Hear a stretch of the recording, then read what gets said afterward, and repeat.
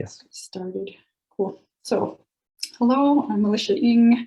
In case you don't know, I'm a second-year PhD candidate here at the University of Helsinki. I'm in the interdisciplinary environmental sciences program, also known as DENVI. And my research is on the environmental issue of electronic waste in China and a sustainable solution to this pollution using plants and microbes known as bioremediation. So today I'll be presenting my chapter publication draft for the Waste Now publication entitled Polluted Histories, Clean Futures, Differing Scenarios for an Electronic Waste Circular Economy in China. The paper, in fitting with the theme of temporality, is about China's waste and pollution histories, contemporalities, and futures. I'll be taking soil pollution from electronic waste in China as a means to chart these temporal and developmental changes in China's environmental history and future objectives. And I will be introducing a contemporary paradigm of waste and pollution to challenge normative conceptions regarding China's environmental development. So here's an outline of today's presentation. As the paper is part of a publication project that asks us to think on the contemporalities and futures of waste, I've roughly tried to lay out this lecture chronologically. Doing so, I think, moves some things around differently to how I have planned them in my paper. For example, I'll be presenting some research questions in this presentation quite a bit later than I would have had them in the manuscript form. But I think this chronological linear form is more easily digestible for the audience here in a presentation format. So just letting you know that what's laid out here isn't exactly how it will be in the paper. So first, I'll begin by tracing China's development past, a past that leads to electronic waste importation, dismantling, and environmental degradation of the 1990s and early 2000s. This then blends into China's current state and recent past of electronic waste regulation and legislation as it is developed within and alongside a circular economy framework during the 2000s. I will cover what the circular economy is in a Chinese context here, and then I will shift towards futures thinking and the framing of China's environmental futures. We'll go over bioremediation, which is a method using plants and microbes to sustainably alleviate pollution from contaminated areas like e-waste sites. It is an environmental future that China has put some interest in and has potential in China's depollution goals within a circular economy framework, along with another framework I will bring up as a potential challenge to the normative circular economy model. Okay, so the basis of China's current environmental predicaments, such as soil pollution from electronic waste dismantling, is in China's developmental trajectory. For decades, including much of the 20th century, the main impetus for China was to develop industrially and economically, and this often meant developing without environmental oversight. Mao Zedong, for example, was once said to remark that the future view from Tiananmen Square would be all chimneys, in reference to the heavy industrial production and development that would take place there.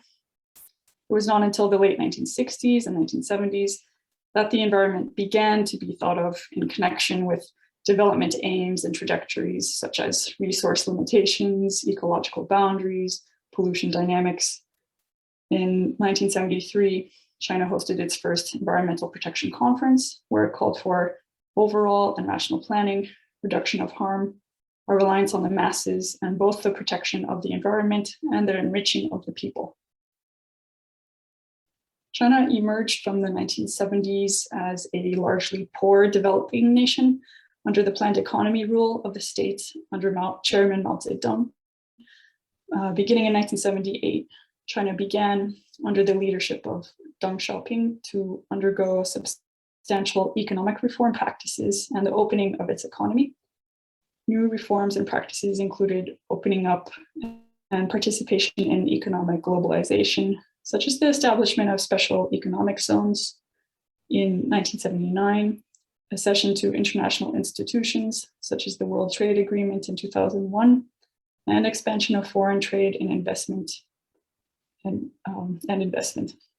Domestic reform practices also included more autonomy and market competition in state enterprises from 1980 onwards, and the growth of collective, privately owned, and foreign-funded enterprises.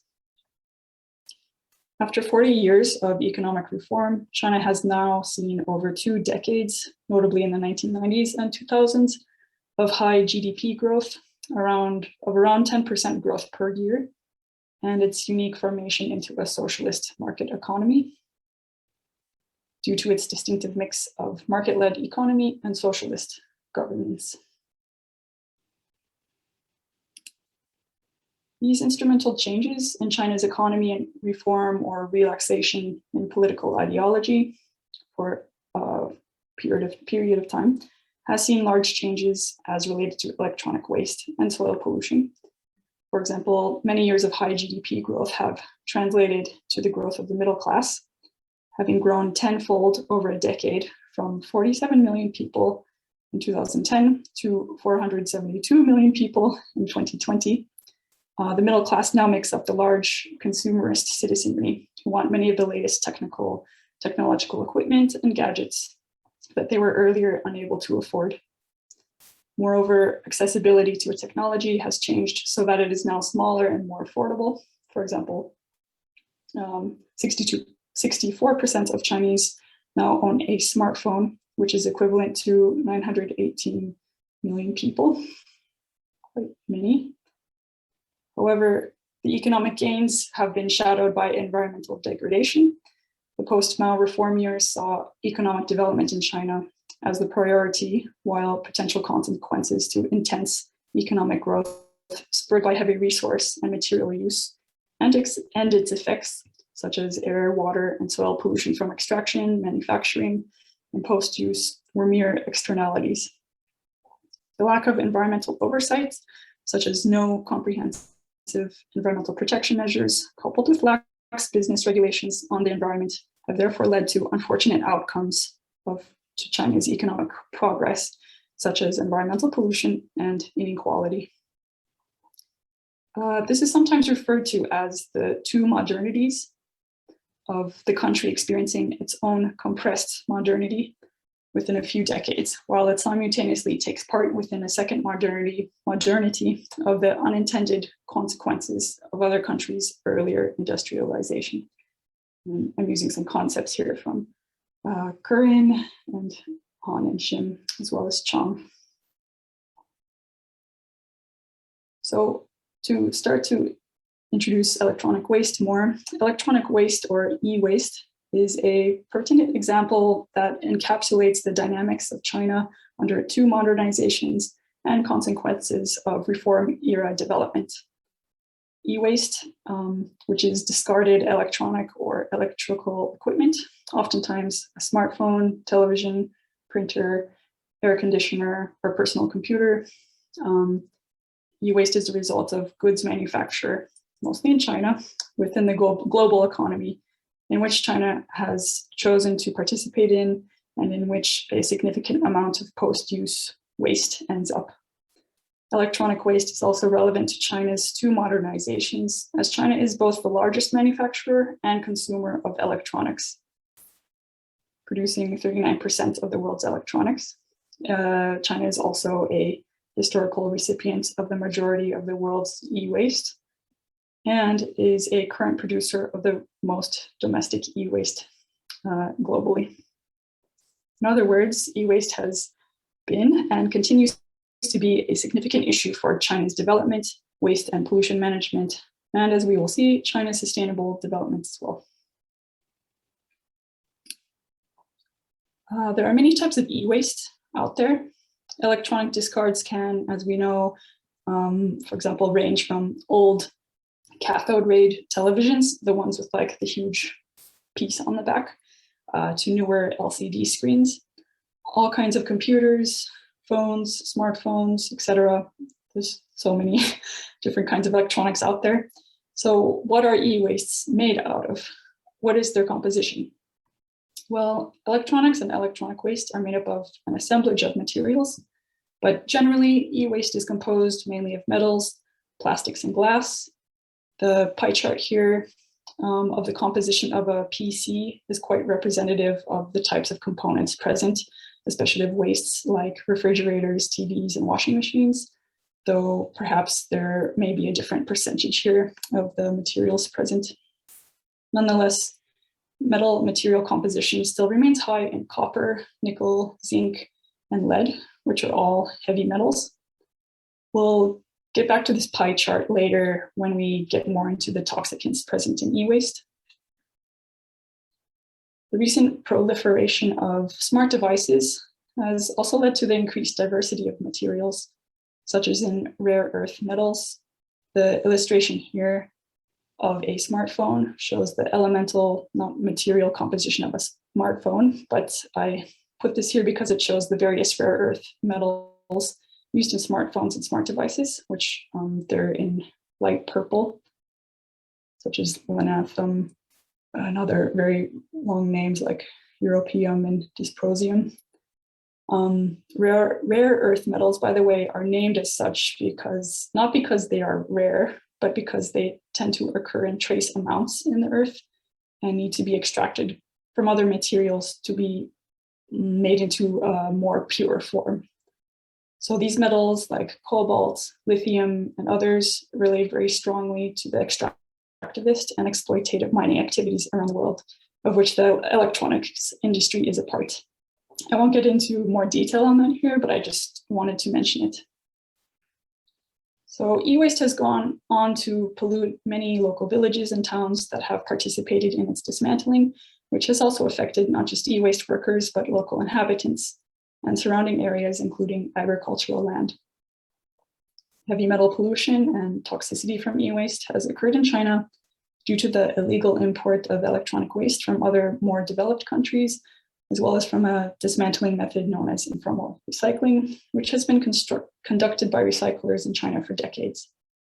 I'll go into these in the next couple of slides to just detail further to you the e-waste issue in China.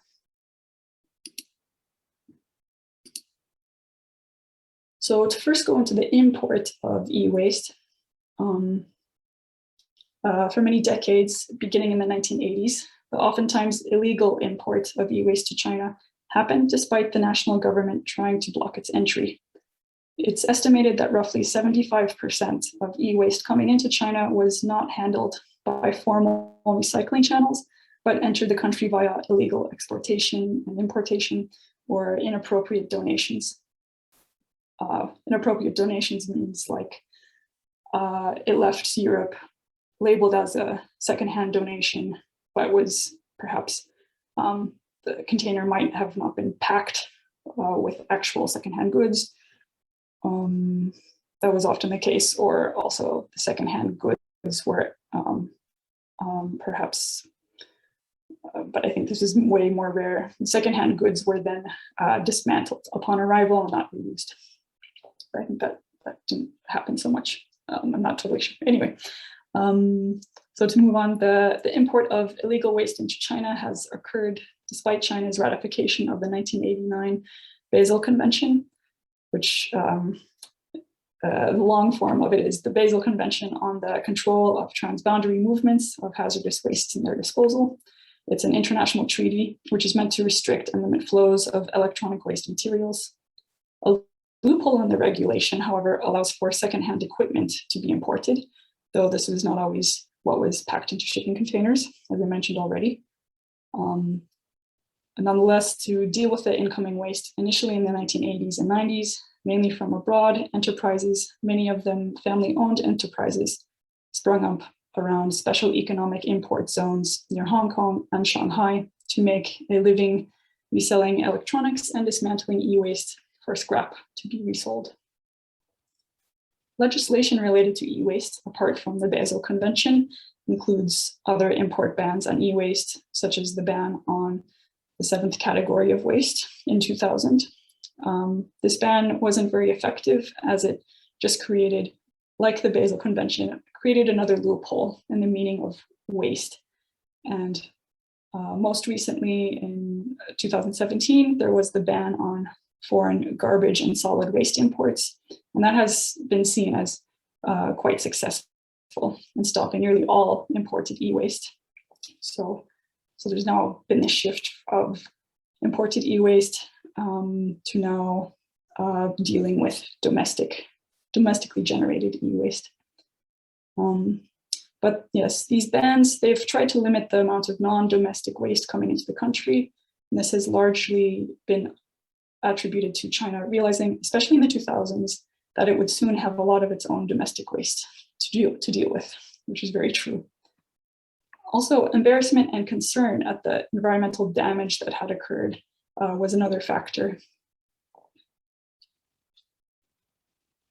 Another very important legislation related to e-waste is the Circular Economy Law of 2008. And we'll get more into the importance of the circular economy for China's waste and pollution management in the upcoming slides after we finish covering e-waste specifically.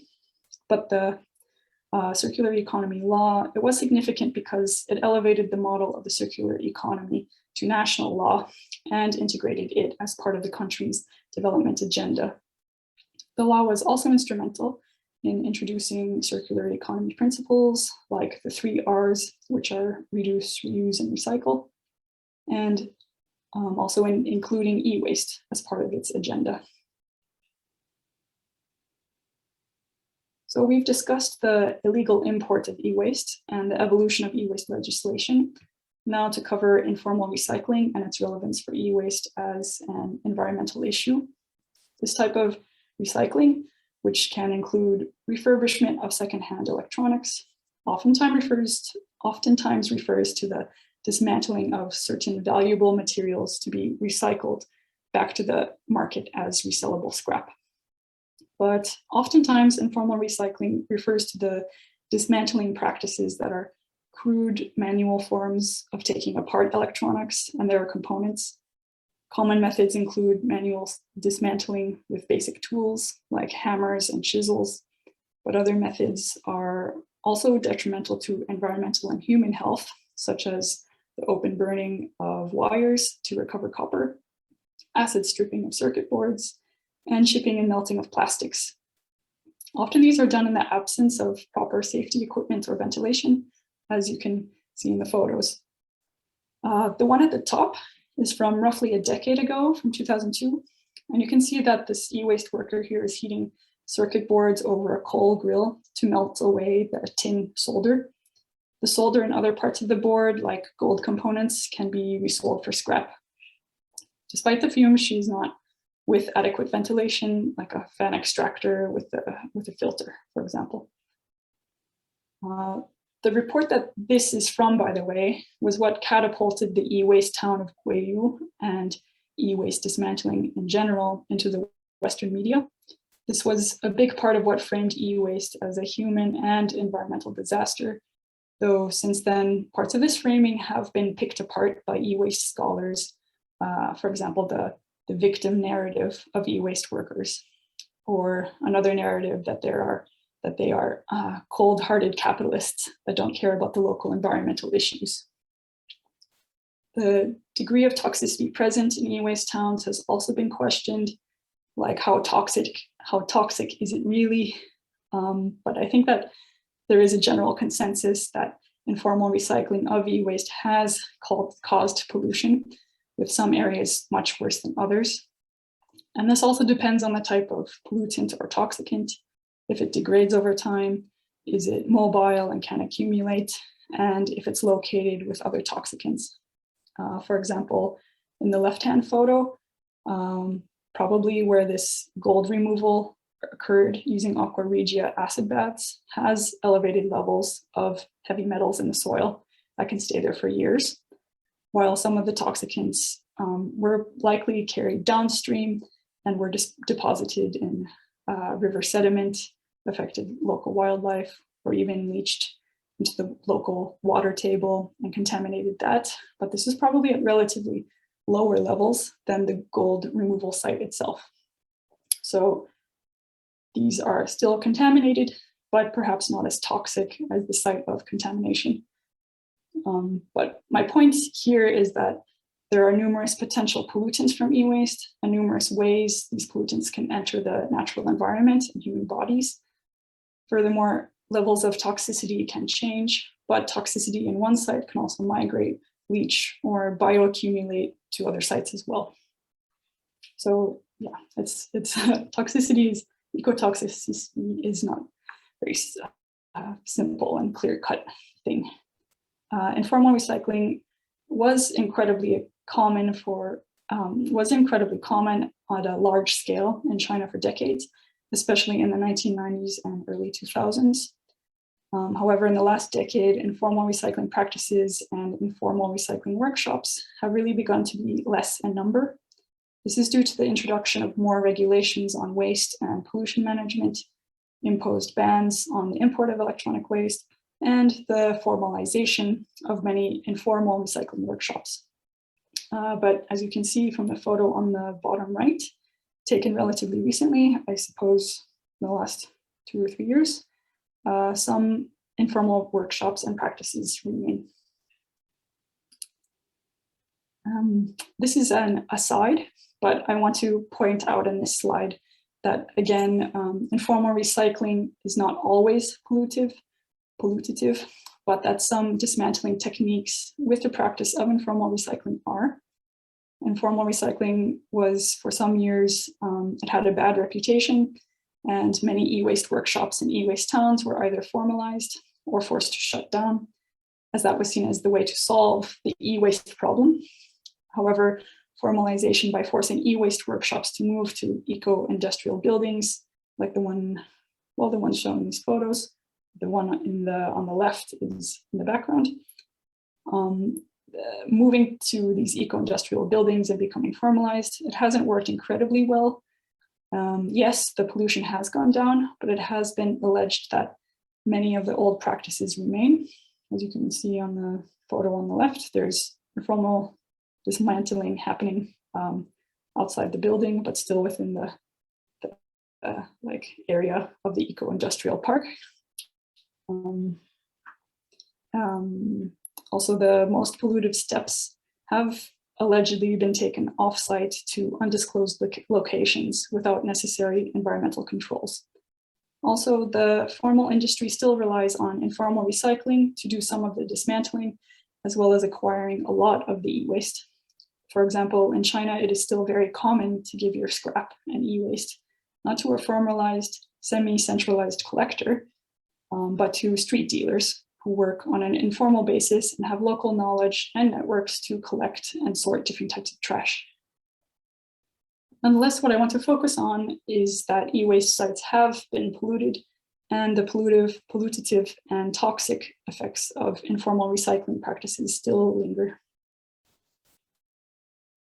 So with that in mind, let's go over what toxins are present from e-waste dismantling. As already mentioned, there are heavy metals, and there is a long list of them. Some of the most common are lead, copper, which is also a valuable material. There's also cadmium, nickel, and zinc. But there are others that can be quite nasty in small amounts, such as mercury and arsenic. There are also materials that were not common before the advent of devices like smartphones, but are more and more present, such as the rare earth materials that I mentioned before, used, for example, in smartphone screens for bright colors, as well as lithium and cobalt. Other pollutants include organic compounds. The most common from e-waste are PCBs and PBDEs from flame retardant materials, as well as PAHs, which are from non-fully combusted materials that contain carbon and hydrogen. These three are persistent organic pollutants, or POPs for short, which means that they can persist in the environment for a long time. In other words, they are relatively stable in the natural environment. They can be difficult to degrade, and they can easily bioaccumulate in plants and living organisms, migrating up the food chain to humans. PCBs and PBDEs, they are also endocrine disruptors, which means that they disrupt hormone levels, which can have health impacts like disrupting brain and reproductive functioning. PCBs have been banned and have gradually been phased out of manufacture decades ago, already in 1979 in the US. But their persistence has been noted in toxicity studies done on e-waste sites. PBDEs have more recently been seeing bans on manufacture and recycling, but they are also seen as ubiquitous pollutants, as they are common in all kinds of products apart from electronics, including electronics and also other products as well, like building materials, textiles, plastics. And they have a long half-life. Low and heavy molecular weight PBDEs have also been found at e-waste sites, including BDE 209, which is the most abundant and one of the most toxic of the PBDEs. PAHs from incomplete combustion have also been found at e-waste sites, including some locally grown vegetables. Some PAHs are known carcinogens. As you can see in the bottom pie chart, there is a relatively equal mix of contamination by metals only, organics only, or a mix of the two in sites affected by e-waste pollution. Okay, so now we're going to pivot towards talking about China's current waste and pollution legislation and frameworks for the e-waste issue, and how this relates to environmental goals China has for waste and pollution management and alleviation. In the last decade, really beginning in the mid-2000s, China has taken greater legislative and structural action on waste and pollution management and alleviation at the national down to the local levels of government. The model of a circular economy, for instance, has been adopted by the government as the main development objective since 2006.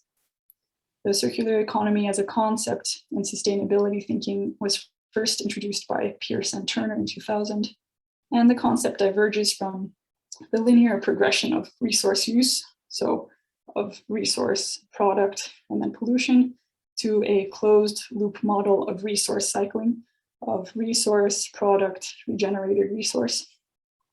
The circular economy can be typified by the adage of reduce, reuse, recycle, the 3 Rs, where material resource use is recycled and reused, and most ideally substantially reduced. This closed loop model is able to retain efficiency of resource and energy flows, and thereby is also able to diminish pollution. The model also includes principles such as zero waste and zero pollution, as these are aspirational goals of a closed loop system, where waste and pollution from discards is negated, or at the very least lessened, by recycling and reuse practices. References to these were included in the Circular Economy Law of 2008.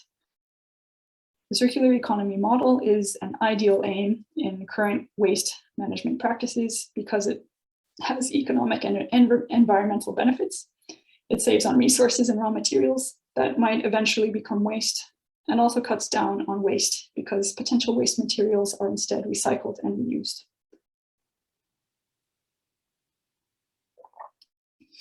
Throat's getting a bit scratchy, so need some tea. Okay, so the circular economy was quickly adopted on a national scale due to the recognition that the rapid industrialization of the reform era of the 80s and 90s had a huge strain on energy and resources consumed and adverse effects on the environment, which e-waste was also a product of. The aim of the circular economy for China is to harmonize economic development and environmental conservation. Thus, the circular economy is an overarching development model for the future of e-waste in China.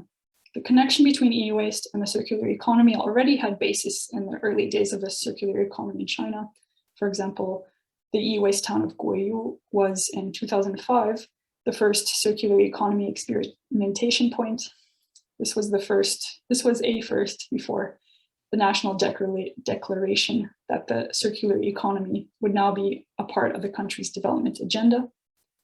There is also the Circular Economy Promotion Law, or yes, the Circular Economy Law, which was mentioned already. In it, an extended producer responsibility system, or EPR, was introduced for electronics producers to hold more financial and physical responsibility in their end-of-life cycle product treatment or disposal.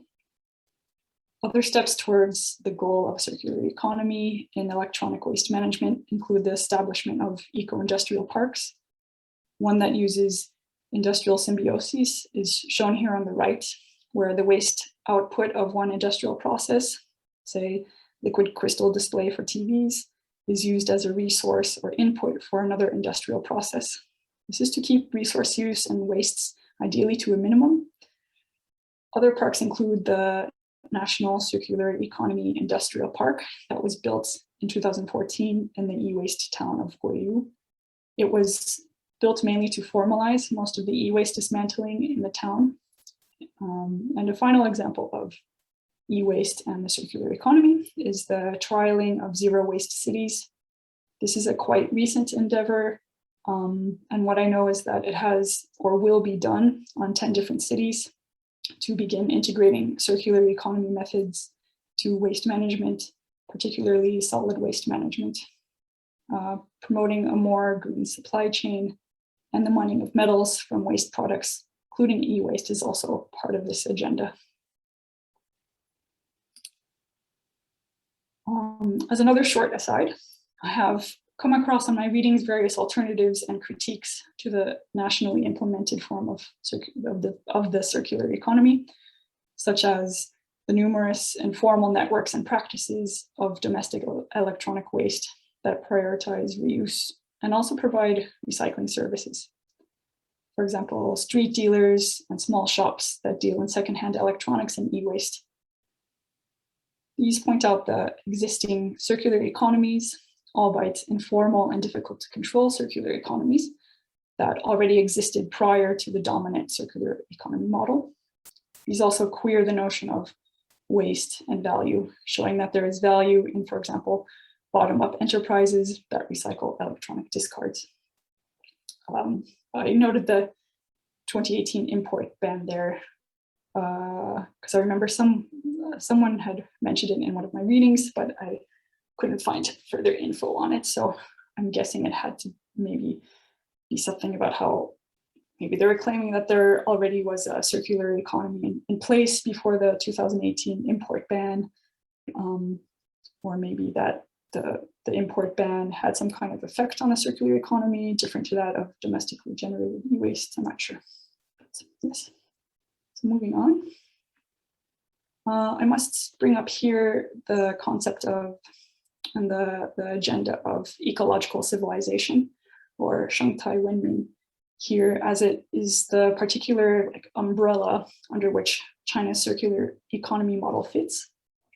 I won't go into too much detail here, I'll try not to, but nonetheless, the concept of the ecological civilization is a model of sustainable development with Chinese characteristics that, like the circular economy model, has had national recognition since the early 2000s and is a national goal for the environment, including waste and pollution, as it is part of resource efficiency and harmony between humans and the natural world.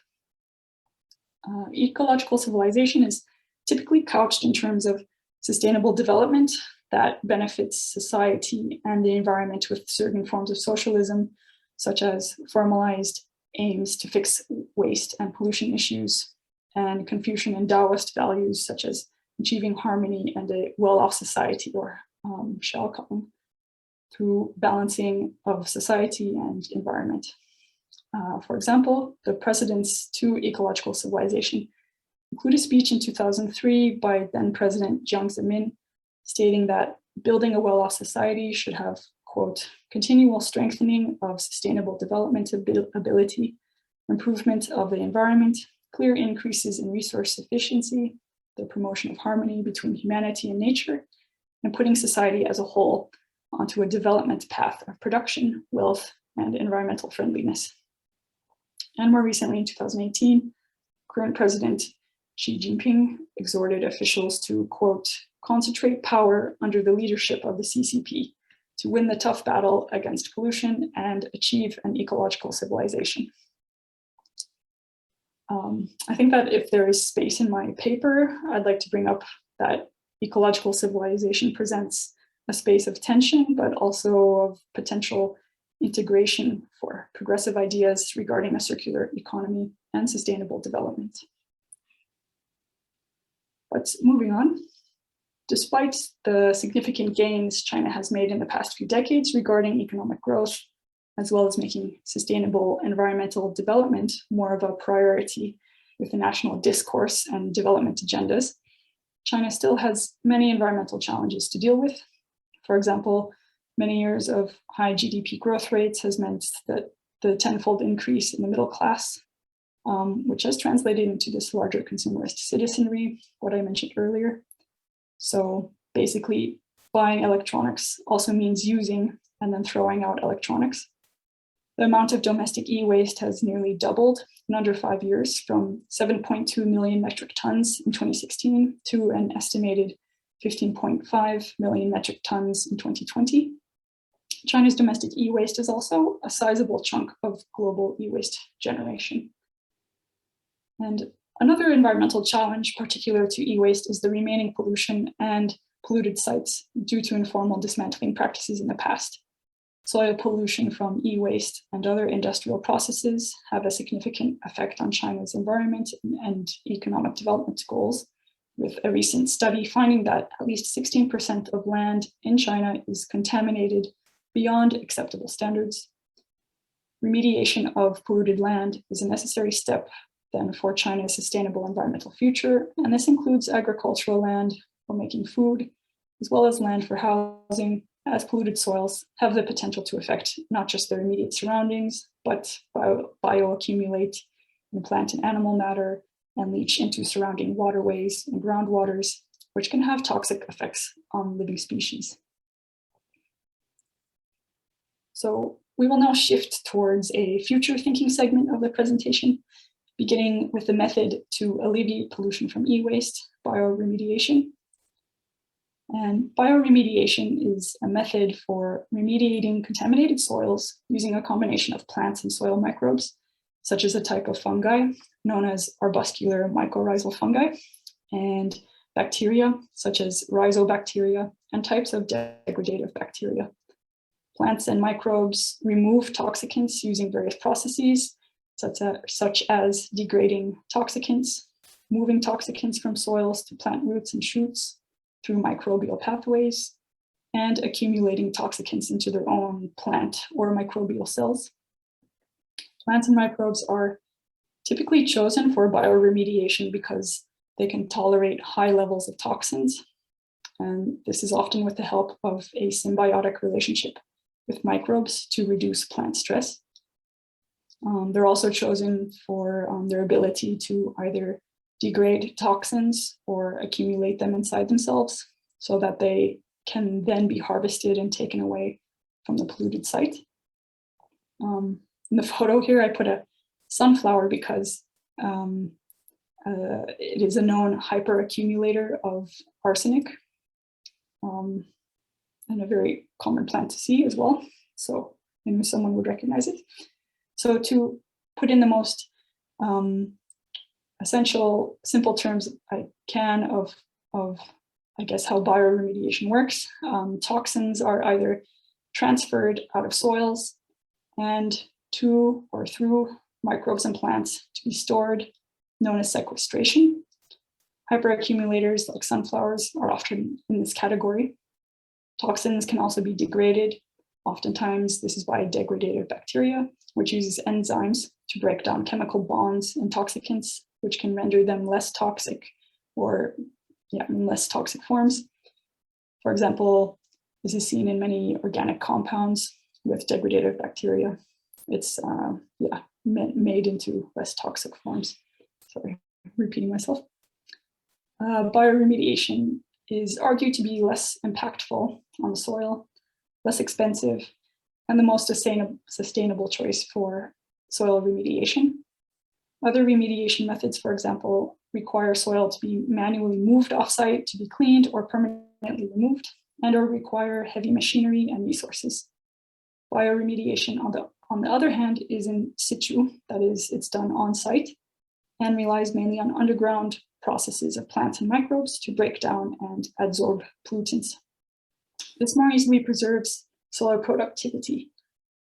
Bioremediation has been trialed and researched on polluted land in China, on e-waste sites, and other anthropogenically polluted areas, such as landfills, gasworks, mine tailings, and even agricultural land.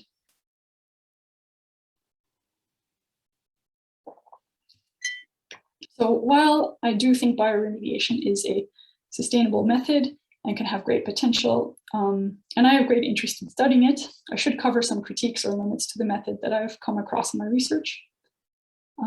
So I'm seeing this primarily from a science and technology studies, or STS, perspective, how certain knowledges are well constructed or deeply explored, but others are not, and how societal expectations and roles in science can, for example, influence understandings of particular organisms and processes.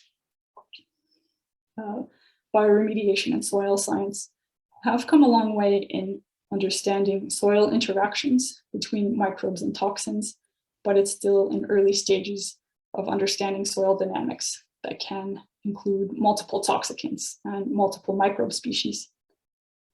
For example, it is now well understood what chemical processes, even down to the cellular level, and even down to the specific gene, that various microbes enable to degrade, transfer, or sequester toxicants. But it is not possible currently to understand these soil dynamics and how they would play out in a real-life scenario. In other words, most studies of bioremediation are conducted in and limited to the lab, using soil or microbes collected from e-waste sites. It is rare to find field studies conducted at former e-waste sites. I mean, this might be an issue of access over a long period of time, but these kinds of studies are very hard to find, which points to some areas of the field of bioremediation which are perhaps being under-researched.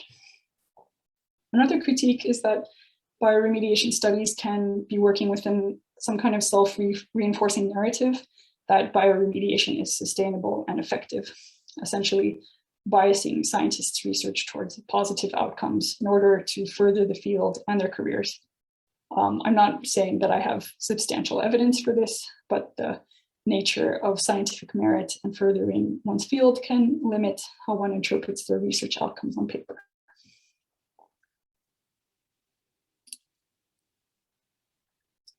And thinking on the potential futures of China's waste, pollution, and environmental situations, I think it's important to acknowledge here the significance of technological framings and how they shape particular outlooks of the future, societal norms, and expectations and assumptions of waste and pollution. The framing I'm basing this on is around Sheila Jasanoff's work on the co-production of technology and society, how the ways in which we know and represent the world are inseparable from the ways in which we choose to live in it as a co-production by technology with society. Another way of looking at it is that technology and science are not objectively held, but embed and are embedded in social practices, norms, discourses, institutions. One of the concepts that encapsulates this is the socio-technical imaginary, which is a collectively held, institutionally stabilized, and publicly performed visions of desirable futures, animated and shared understandings of forms of social life and social order attainable through and supportive of advances in science and technology. One quote.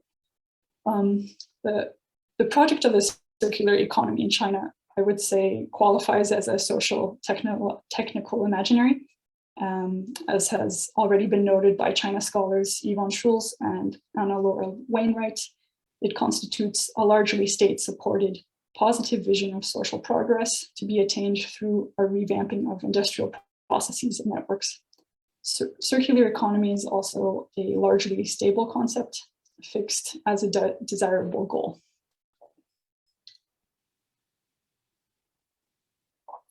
However, Jasanoff also brings up the concept of resistant imaginaries, forces that can either enable or disable thoroughgoing social transformations. I'll introduce one such potential resistant imaginary to the fixed imaginary of the circular economy in a couple of slides, after we first go over the framing of circular economy and how it relates to how bioremediation is perceived within that frame. But what we'll investigate are the ways that bioremediation can be framed as a sustainable approach to pollution. And we'll also look into what do these particular frames or imaginaries tell us about conceptions of waste and pollution, environmental futures, and our relation to it. One framing of bioremediation is within the circular economy model. The circular economy, which follows the principles currently enacted to varying degrees and successes of reduce, reuse, and recycle, is within China's environmental and development agenda since the mid-2000s. It is therefore a normative mainstream goal, not just in China, but in many other countries, especially in the developed world. The environmental futures this paradigm entails are the closed loop of resources, where there is limited or no waste because it is being reduced, recycled, or in some way, reused, recycled, or in some way reduced, and therefore limits or ideally allows no pollutants into the environment. This logic fits within the conceptions of bioremediation, such as that bioremediation is a form of reduction, the reduction of pollutants, and therefore goes towards a zero pollution goals. Bioremediation also is part of sustainable economic and social development agendas as put forth by government policy. In this sense, tackling soil pollution with methods such as bioremediation is part of the circular economy because it helps form a virtuous cycle in the ecosystem where pollutants are reduced and or cycled purposefully into pollution-tolerant plants and microbes instead of leaching or bioaccumulating into other human and natural systems. Different to the concept of socio-technical imaginary, where the circular economy is situated within, are resistant imaginaries, the forces that can either enable or disable more stable imaginaries, such as the circular economy. I've identified this recent development in academic scholarship on waste and pollution in the fields of science and technology studies that I refer to here as permanent pollution, or the permanent pollution approach, that can be thought of as a type of resistant imaginary. The permanent pollution approach has taken up a different ontology of human relation to waste than the circular economy model, referred to in various ways, such as living in the ruins, chemosocial worlds, permanent pollution, and chemical kinship. They all consider three main things. Firstly, that traditional approaches to toxicity are simplified and outdated in a world of increasingly complex, mixed, transformative, and novel pollutants such as e-waste and plastics. Secondly, because of this, many argue that we live in a world of ubiquitous pollution and e-waste and waste, in a world of ubiquitous pollution and waste that we no longer can be separate from. For example, human activity has introduced forever chemicals, microplastics, and other persistent bioaccumulative chemicals into the environment that now pervade human bodies as well. We exist in a state of entanglement with chemicals and toxicants. Thirdly, the approach notes that pollution needs to be linked with wider power structures, and that pollution does not exist in passive isolation, but is part of further relations with life forms and forms of life. Their environmental futures consist of this relation with diverse collectives, but within a world of persistent and pervasive chemicals. So if we conceive of bioremediation within the framing of the permanent pollution approach, this approach, unlike more traditional circular economy and toxicology approaches, points out the mixed complex pollutants, such as those found in e-waste sites and tackled by bioremediation. For example, e-waste sites contain multiple pollutants, and bioremediation has the possibility to remove these multiple contaminants at a time, not just one in particular. But this process is complex and takes time, and as pointed out, likely cannot remove all possible toxicants. The permanent pollution approach also points to the embeddedness and implication of humans within waste and pollution. Bioremediation as a method gives more of the agency in pollution remediation to the action of plants and microbes, unlike other remediation methods that put more agency and emphasis on human-dependent action, such as the physical removal of soil. Handing over this agency also shifts human positionality regarding control of nature and becomes more of a relation of collaboration. This approach also actively connects these points of embeddedness to relations with power structures, such as governments, legislation, and recycling, but also micro relations of power with non-humans, such as the significant role of plants and microbes in bioremediation.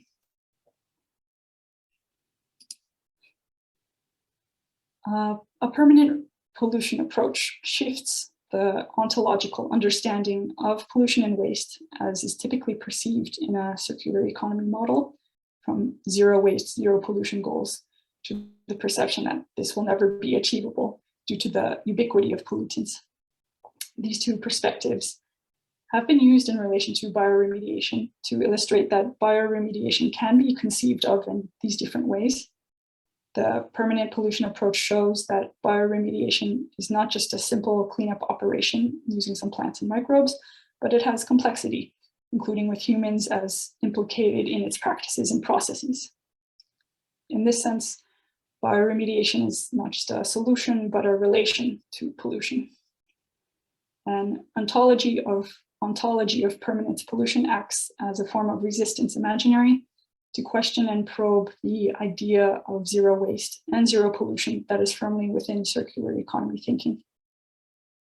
Thus, I think that proponents of the circular economy model in China should consider the legacies of chemical pollution and their complexity, as well as their ties to non-human systems, such as soil ecology and plant and microbe relations and considerations of sustainable environmental futures.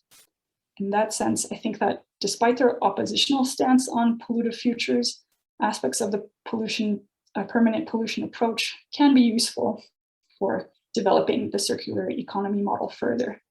A circular economy that acknowledges the realities of chemical pollution can still adhere to the principles of waste and pollution reduction, while recognizing and building on the complexities of micro and macro level interaction. This would overall benefit and develop upon thinking around sustainability and what sustainable systems are. So in conclusion, although past waste may be embedded in the ground, the framing of its contemporary condition can preclude the future ideas it also becomes embedded in. E-waste in China has been a significant issue in the modernization and development of the country as an economic and political superpower. China's economic and environmental development is certainly improving, but in what ways can there be more improvement and further recognition? E-waste and bioremediation currently have plenty of regulations, management, and controls in place for China's circular economy goals, but sustainable development requires further dynamic thinking. Thus, studying the histories and contemporalities of waste and pollution allows us to think of different progressive futures. Thank you. And this is the end of my presentation. Yeah, thank you so much, Alicia. I learned so much about this bioremediation from this talk. And what I've been thinking always is that what's going to happen to the soils and microbes and plants. And it was nice that you told now that they are like doing they are lessening the toxicity and it's not remaining inside their body also probably, but it's also like disappearing somehow when you have the right like microbes or plants to process them. So it was like something really good to know, because I've been always like, now we are talking about what will be the some worm that eats the plastics, and then we don't talk about what will happen to the worm after that somehow. So yeah, I think it's really important part to somehow raise this awareness that what's going to happen to the non-humans in this process. Yeah, you bring up a good point. Also, when I started studying this, I thought I thought pollution just equals death, for example, that the soils are going to be totally dead. There's going to be nothing there.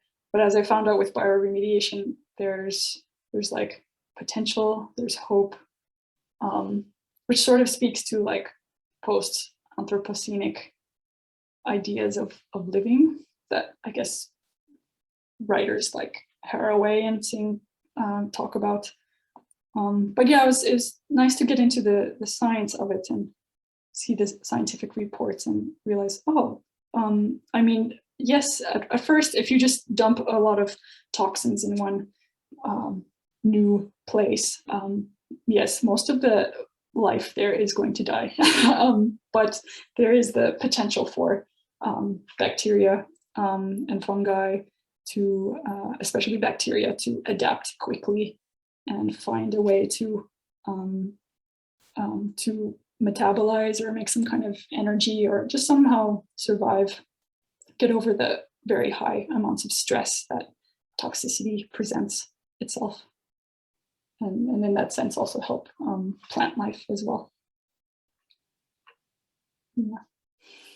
Thanks. Yeah. And I also like the way you said in the end that it's not about solution maybe so much than about new relation, and it's like that's why it's like ongoing process. Yeah. To learn how to deal with these things. Also, I've been thinking like another question I just want to know, because a few years ago I saw this documentary called Shenzhen, the Silicon Valley of Hardware. And I don't know if you have seen it. No. But it was interesting. Maybe it's not connected to bioremediation, but also kind of like circular economy or something, in that they are like processing in, I don't know if it's formal or informal, but they are processing the electronic waste, that at least like smartphones and stuff like that. And, you know, it seemed like very efficient way that they are like organizing the whole city there somehow in recycling matters like this. But I just kind of wanted to know what's your what do you think about it somehow, but we can talk about it later if you want to see it, you know, because sure. Yeah, I'd like to see it first. Like, does it look like it's separate small workshops, like where this one workshop is doing the circuit boards, this workshop is doing the TV screens, this one's doing separating the wires, or is it all like under one roof and they're just shredding stuff? Or the idea that I got from that is that the whole city is kind of organized around circulating of these matters somehow. Like, of course, not everybody, but it's really like centered in the way it is that then you have like kind of a hierarchy of some people just doing the informal collecting of smartphones, and then they take something out of that and bring it to another like agent who like continues the development of the like recycling these like smartphones. It was really about like computers and smartphones, and also like not only about the hardware, but also they had like software design in there, and it was like, but I don't remember so much about it anymore, but maybe you want to see it. Yeah, I'd like to see it. I'd be interested, because I always hear about this town, Guiyu, as the e-waste town. It's like shrunk a lot in the last few years since the import ban, but for many years that town it's actually like 4 to 6 villages sort of put together in a town. That was like the main e-waste recycling place in China. There's others. That was like the main one, the biggest one. So yeah, it would be interesting to hear about this other place and what it's like. Yeah, it's like, I don't know if it was like promoting the city or something, but it looked like really inventive and creative also. Like they were doing there, but I don't think they have any bioremediation. It looked very technical and very hardware-ish place. Yeah.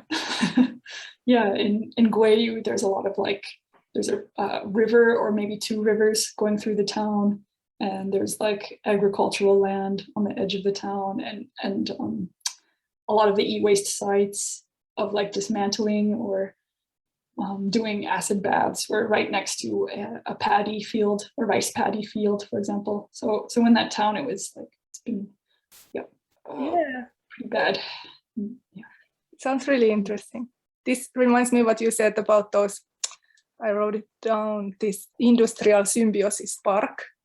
Like, was those places also this kind of that you can go for a snack, you know, like have a picnic in them, or what? Are they just calling it like a park, or is it really like a... Oh, right, yeah, I think it's great question. No, I don't think so. I think they tend, in the photos I've seen online of these places, it's just like a building, and inside the building are these different industrial processes going on. So it's just like, yeah, it's funny that it's called park, where it's the total antithesis actually of a like natural outdoors park. But often these like science parks and industrial parks, they're just some building. Yeah. Maybe that would be the next level in this Chinese environmental. Yeah. Yeah. Like of a bioremediation park that's actually outside, and you can have a picnic amongst the sunflowers. Yep. Yeah. Thanks for your questions. Thanks. Oh, so many things pop up in my head while I listen to you, and I really like this.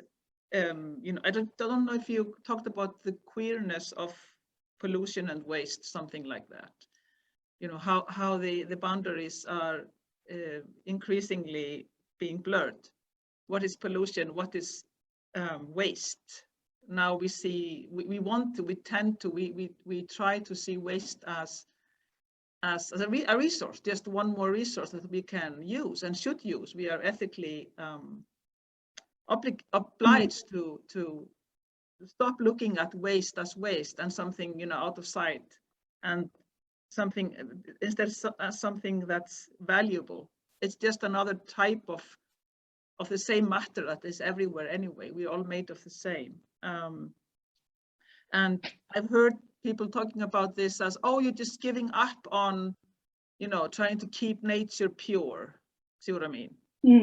It's like, oh, yeah. You call it, you know, being real, you know, this is just reality, but it's not like that. It's just that you are giving up on, yeah, basically something like that, giving up on you know, pushing the project on of trying to keep our environment, nature, whatever we call it, pure and clear, clean, and just kind of, yeah, we are all just made up of the same stuff. See what I mean? It's an interesting discourse, and I just wonder, in connection with this being in China, and I don't know anything about China, but the propaganda I hear on the news, of course, and the project of the government, you know, of the government pushing, or the authorities pushing China into the category of a developed country and not being a developing country. The project of reviving the past and showing the glory of this mega power since ages, the only country in the world kind of that has never been, you know, troubled by others, kind of always on the one that has been defining itself instead of being defined by others. This is just a big kind of, I wrote down the keywords. I don't know if you understand what I'm trying to say. So it's kind of going from the small, the micro to the big scale, the biggest scale, and how this is full of contradictions, of course, but still, if it can be seen as a layers of the same project. I don't know if you understand what I'm trying to say. I kind of do. What you're talking about makes me think of like what I'm sort of probing in this presentation and in this paper of like is, for example, is the permanent pollution approach of seeing things as like we're not going back to any kind of purity, and this purity maybe didn't even exist anyway, and we're entangled with one another. Like, does this approach, can it be integrated with ideas of circular economy in China and ecological civilization, or is it totally undermining it, or are they total contestations of each other, or is there something one can take from the other? Those sorts of things. Those sort of things I'm also, grappling with and thinking about in the paper. And I don't have any answer, but I think it's interesting, that, like, for example, the ecological civilization idea, and also some of China's environmental development anyway is trying to see themselves as we're the vanguard of this progress towards a sustainable society, and we prioritize environmental development. Meanwhile, some things suggest otherwise, but I think it's really interesting. This grand project of socialism, this grand project of showing the world that this is how it's done. We define ourselves, and you can learn from us, and perhaps not so much vice versa. And especially the fact that there is poverty. This idea of being a developed country and as opposed to developing country, and you have poverty and you have the poor, and it's very inconvenient to know that the world knows that. Yes. And because the issue of environmental, whatever we call it, problems is so much about poverty and about a stratified society where people have the ones that have and those that don't have, and how is that? Do we just try to push it away like pollution, just out of sight, out of world, or do we acknowledge that this is the basic thing that everyone has to be? I don't know if we can say that even. Everyone has to be lifted up to the middle class, and then everything will be fine. Right. Yeah. Well, they should be middle class, but not consume too much. And exactly. Eco something middle class. I just wonder if this is kind of the new socialism. I'm so interested in the continuation of trying to keep the idea of a socialist state alive, and how the bag of socialism is now filled with something entirely different from just a few decades back. And China is this prime example. And you want to know so much more than you can. And then when I listen to you, I'm like, why not look at it from this angle, this pollution waste angle? It's one way of opening up this bag and seeing what's in it. Because what China does defines everything we do. I can go on forever, but thanks so much for your thoughts. All these sort of global connections. For example, how a lot of these resources for electronics are mined in Africa or all over the world, but and usually in not very good circumstances, and where they're manufactured, most of them are manufactured in China, and then where they end up in the world. And just thinking about these linkages and exchanges and connections, and also how China is trying to see itself as like a